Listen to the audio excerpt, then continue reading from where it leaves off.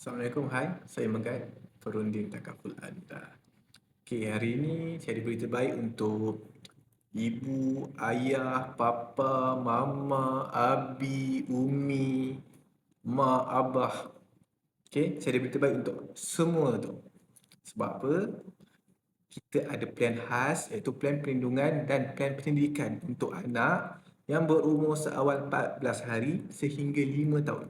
Dengan bulanan dia baru saja bermula dari RM150 sebulan.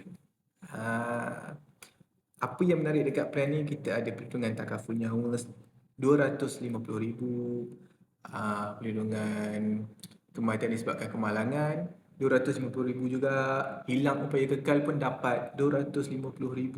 So kalau macam kurang jelas ataupun kurang nampak, nanti saya akan letak dekat skrin ni poster dia, dan akan letak di ruang komen juga poster plan ni. Kenapa saya kata plan ni menarik? Sebab dia ada plus dengan plan pendidikan. Plan pendidikan ni macam mana? Okay. Untuk plan ni, contoh ibu ayah bayar RM150 sebulan, duit tu akan dipecahkan masuk dalam bahagian cash value. Okay, dekat cash value tu akan terkumpul satu dana yang boleh digunakan ketika umur anak itu mencecah 18 ke 20 tahun nanti. Akan ada nilai-nilai yang tertentu akan dapat di situ. Okay. Dia anggaran mungkin akan dapat dalam RM22,000 hingga RM33,000. So, bagi saya adalah satu plan yang menarik. Dengan bermodalkan RM150 sebulan boleh dapat perlindungan yang tinggi, dan juga ada plan pendidikan yang boleh disediakan kepada anak ketika dia dewasa nanti, dan itu akan memudahkan ibu ayah ketika waktu itu sampai nanti.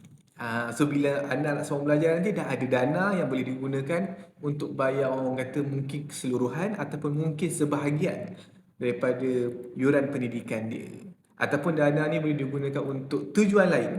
Mungkin ketika itu nak bawa anak pergi haji atau mengenakan umrah, melaksanakan umrah. Boleh guna juga dana ini untuk tujuan-tujuan begitu.